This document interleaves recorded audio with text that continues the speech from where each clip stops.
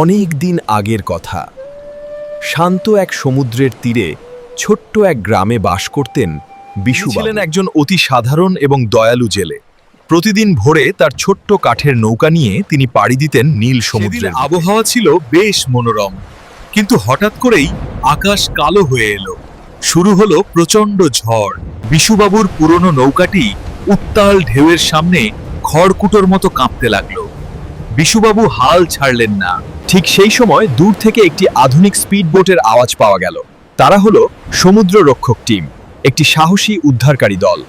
Captain নীল তার অত্যাধুনিক binocular দিয়ে দেখতে পেলেন বিশুবাবুর বিপদগ্রস্ত নৌকাটি। Hello, team. Come on, quick. We have to save that old fisherman. Throw the rope. টিমটি দ্রুত বিশুবাবুর কাছে পৌঁছে গেল।